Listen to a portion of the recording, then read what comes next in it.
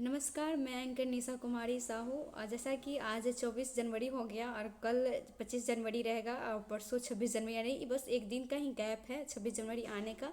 तो I hope सभी school में 26 जनवरी का काफ़ी अच्छा तैयारी भी चल रहा होगा, क्योंकि ये नेशनल फेस्टिवल है। तो बच्चे लोग काफ़ी ज़ोरों शोर से इसका तैयारी करते हैं और इसे सेलिब्रेट करते हैं। कहीं ना कहीं हमारे देश के पीछे जो भी हमारे देश के आज़ाद कराने में जो लोग शहीद हुए हैं उन चीज़ों को याद दिलाता है। खासकर 26 जनवरी जो सेलिब्रेट किया जाता है वो इसलिए किया जाता है क्योंकि 26 जनवरी 1950 को ही हमारा संविधान लागू हुआ था। तो इसको मतलब याद के लिए 26 जनवरी हमेशा सेलिब्रेट किया जाता है हर साल। तो हर साल के भांति इस साल भी ज़रूर कुछ सभी स्कूल में एकदम हर्षोल्लास के साथ मनाया जाएगा। और इसके लिए मैं बहुत बहुत बधाई आज से ही आपको दे रही हूँ।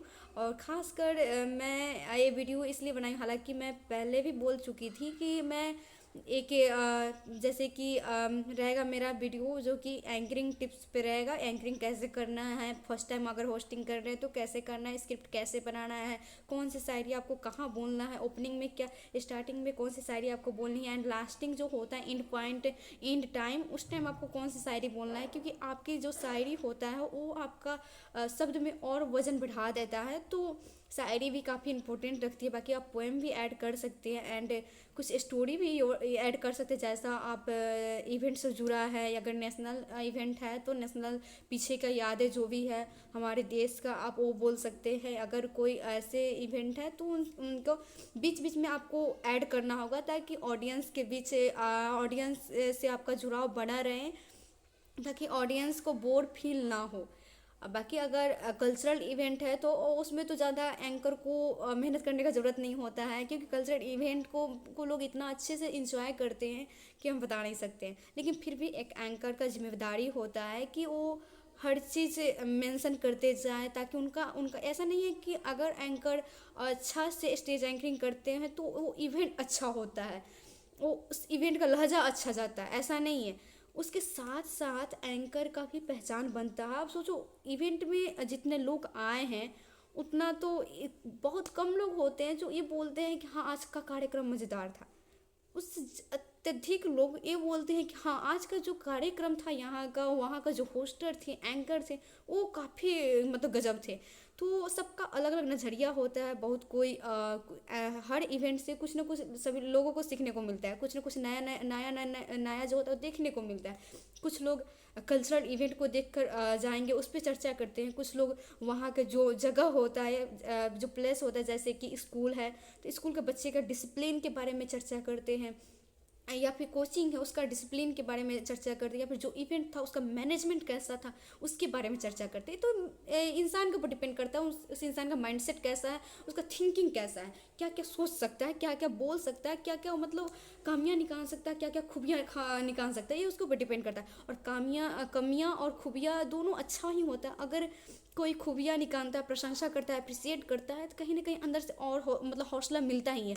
अगर कोई कमियाँ बताता है, हाँ आपके अंदर एक कमियाँ है, ये चीज़ सुधारने की ज़रूरत है, तो और अच्छी चीज़ होती है जिससे आप नेक्स्ट इवेंट में आप अच्छा कर सकते हैं। तो ज़्यादा मतलब टाइम नहीं, हम बोले थे कि हम सब चीज़ बताएंगे, लेकिन मेरा कुछ रूटीन अभी अनफॉलो है, जिसकी वजह से मैं वीडियो टाइम टू टाइम नहीं बना रही हूँ। खासकर इस पे तो और नहीं, क्योंकि इस पे एक कंटेंट है जिस पे एक मतलब रोज़ रोज़ कंटेंट बना बना के देना पड़ता है, तो ये थोड़ा सा मेरे लिए टफ हो जा रहा है अभी। फ़िलहाल मैं ये बताऊँगी कि एंकरिंग के लिए कैसे शुरुआती करें एंड एंडिंग कैसे करें। तो मैं अपना एंडिंग जो एंकरिंग जो मैं करती हूँ उसका स्टार्टिंग मेरा कुछ इस आपका आपका आप भी कुछ शेर ऐड कर सकते हैं। अगर शायरी के साथ आप स्टार्टिंग कर रहे हैं स्टेज एंकरिंग, तो वो और भी मज़ेदार होता है, वो आपका एक पकड़ बना देता है ऑडियंस से। तो मैं ज़्यादातर अगर नेशनल इवेंट है तो मैं दो शायरी है जिसे मैं ऐड करती हूँ, मतलब मैं हमेशा बोलती हूँ। तो मैं नहीं बोल रही कि आप यही ऐड कीजिए, आप यही बोलिए, आप कुछ अदर भी चूज़ कर सकते हैं अपने लिए। तो मेरा ये है कि जब जब दहला विश्व हमारा, तब तब में वक़्त खून बहा, रूस चीन जापान सभी ने भारत को एक दूत कहा, भारत को एक दूत कहा। ऐसे, या फिर एक और है मेरा जो खासकर नेशनल इवेंट प्रोग्राम होते हैं उसमें मैं ज़्यादातर रखती हूँ। जैसे कि एक और है, हम अपनी जान के दुश्मन को अपनी जान कहते हैं, हम अपनी जान के दुश्मन को अपनी जान कहते हैं, मोहब्बत की इसी मिट्टी को हम हिंदुस्तान कहते हैं, हिंदुस्तान कहते हैं। जो कानों में सुनाई दे उसे कहते हैं खामोशी, जो कानों में सुनाई दे उसे कहते हैं खामोशी, जो आंखों से दिखाई दे उसे तूफान कहते हैं, उसे तूफान कहते हैं। आदर, अभिनंदन, आभार, नमस्कार, Sat Shri Akal. This is anchor Nisha Sahu या फिर good morning everyone, this is anchor Nisha Sahu. मैं कुछ इस तरह से अपना मतलब स्टार्टिंग करती हूँ। खासकर एंकर के लिए ज़रूरी होता है, अगर शेर के साथ आप स्टार्टिंग कर रहे हो तो और अच्छा बात है, नहीं तो आप पहले अपना इंट्रो से स्टार्टिंग कीजिए, उसके बाद इवेंट का इंट्रो बताइए और ये इवेंट किस लिए मनाया जा रहा है, किनको द्वारा ये रखा गया है और इस इवेंट में क्या क्या होने वाला है, जैसे कि क्या क्या मतलब कि डांसिंग है, स्पीच है, बाकी और क्या क्या है वो सब चीज़ आप पहले ही बता दें। और आपका इवेंट कितना टू कितना टाइम तक लगभग चलने वाला है, तो आप ये बता दें कि हाँ, आप सभी ऑडियंस से, आप सभी दर्शकों से आग्रह है कि आप करीबन से करीबन हमारे साथ 2 से 3 घंटे इस सभागार में बने रहें, जिससे आपको अभी आनंद मिलेगा और यहाँ के बच्चे जो भी है वो भी आपकी मौजूदगी से प्रेरित होंगे, उनको भी उत्साह मिलेगा, ताकि वो ऐसे कार्य और ऐसी स्किल्स सीखते रहें डांस के क्षेत्र में, हर जो भी क्षेत्र है वो जो भी अपना प्रस्तुत करें इस तरह से। एंड बीच में होता है कि बुलाना कैसे है, जैसे कि बच्चों को बुलाना है तो कैसे बुलाना है सांस्कृतिक कार्यक्रम के लिए, या फिर कोई हमारे चीफ गेस्ट आ गए तो उनको कैसे बुलाना है, तो ये डिपेंड करता है। जैसे कि हाँ, एक चीज़ सबसे बड़ी ज़रूरी बात ये है कि जब आप किसी चीफ गेस्ट को इनवाइट करते हो उस टाइम, या फिर जो भी गेस्ट है आप जिनको भी इनवाइट करते हो स्टेज पे, तो खासकर उस टाइम आपका जो जुड़ाव होना चाहिए ऑडियंस एकदम पकड़ वाला होना चाहिए। उस टाइम आपका ध्यान पूरा ऑडियंस की तरफ होना चाहिए और ऑडियंस का ध्यान पूरा आपकी तरफ होना चाहिए, ताकि जिस इंसान को आप बुला रहे हैं उसकी जब आप बुलाओ, उनका इनवाइट करो, तो आपका शब्द ऑडियंस के कानों में साफ साफ जाए कि कौन आदमी आ रहे हैं अब स्टेज पर, वो क्या बोलने वाले और किस लिए आ रहे हैं, वो चीज़ होना चाहिए। और उसके बाद अब जिस गेस्ट को आप बुला रहे हैं, थोड़ा सा गेस्ट के बारे में इंट्रो देना आपका बनता है। गेस्ट तो आएंगे तो अपना देंगे ही इंट्रो, लेकिन अगर आप व्यक्तिगत जुड़ाव है उनका, तो आप इस तरह से भी बोल सकते हैं। जैसे कि आप कुछ भी ऐड कर सकते हैं, एनीथिंग, तो फिर भी हम कुछ इस तरह से ऐड करते हैं। अब वो समय आ गया है जिससे हमें बेसब्री, अगर खासकर चीफ गेस्ट है जिनका हम इंतज़ार कर रहे हैं पहले से, और ऑडियंस भी उनको देखने के लिए उनका लफ्ज़ सुनने के लिए एकदम हतोत्साहित है, तो आप कुछ इस तरह से बता सकते हैं, जिस पल का हमें इंतज़ार था वो अब वो घड़ी आ चुकी है, और इस तरह से बता सकते थोड़ा सा उनके बारे में। ये ऐसे शख्स हैं जो अपने कार्य के क्षेत्र के साथ साथ अपने समाज के क्षेत्र में भी काफ़ी अच्छा कर रहे हैं, और लोगों को इनसे लोग काफ़ी प्रेरित होते हैं। और इस तरह से आप कुछ उनके बारे में जो जानते हैं वो चीज़ बता सकते हैं, खासकर उनका जो कार्य क्षेत्र, किस क्षेत्र में वो कार्य करते हैं, उनकी कुछ उपलब्धियों के बारे में बता सकते हैं, और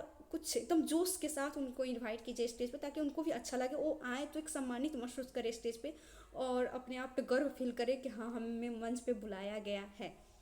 अब ये बात हो गई, तो काफ़ी सारी बातें कर लिए हम, लेकिन हाँ, अब स्टार्टिंग का मैं बता दी हूँ पॉइंट, एंड लास्टिंग का पॉइंट क्या होना चाहिए जो आपका दर्शकों के अंदर एक छाप छोड़ जाए।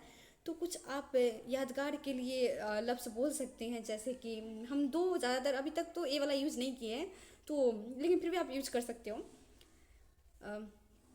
हाँ, बताएं। ठीक है, हम बता रहे हैं लास्टिंग का पॉइंट क्या होना चाहिए। लास्टिंग का पॉइंट क्या होना चाहिए, ओके।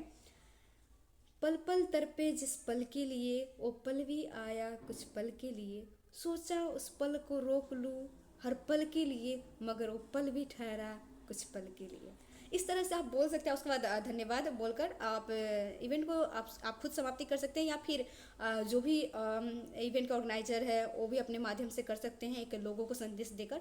तो एक सबसे बड़ी इंपॉर्टेंट चीज़ होती है कि मैनेजमेंट, टाइम का मैनेजमेंट कैसा होना चाहिए, एक एंकर के ऊपर ही डिपेंड करता है, क्योंकि आगे से रूटीन, जैसे कि आगे से शेड्यूल का किसी भी तरह बना रहता है, हाँ इसके बाद ये होना है, ये होना है, लेकिन रैंडमली उस टाइम चेंज हो जाता है। आप ये मत एक्सपेक्टेड करना कि आज मेरे पास जो लिस्ट आया है कल को उसी तरह इवेंट होगा, उसी शेड्यूल के साथ, ऐसा मत, थोड़ा भी एक्सपेक्टेड मैं तो बोलूँगी छोड़ ही दीजिएगा आप लोग। क्योंकि मैं अभी तक जितना होस्टिंग की हूँ, स्टेज का एंकरिंग की हूँ, वहाँ तक आज का कुछ और ही शेड्यूल होता है और रैंडमली वहाँ पे स्टेज पे कुछ और ही बदल जाता है। तो आपके ऊपर डिपेंड करता है आप उसे कैसे हैंडल कर रहे हैं। बाकी बहुत बहुत धन्यवाद। अगर अच्छा लगा हो तो आप लोग लाइक कमेंट ज़रूर कीजिएगा। अगर आपको कोई भी ऐसा एंकरिंग का स्क्रिप्ट चाहिए, कोई भी ऐसा शायरी चाहिए, तो आप कमेंट में बोल सकते हैं। I am here present always your reply. Okay, thank you.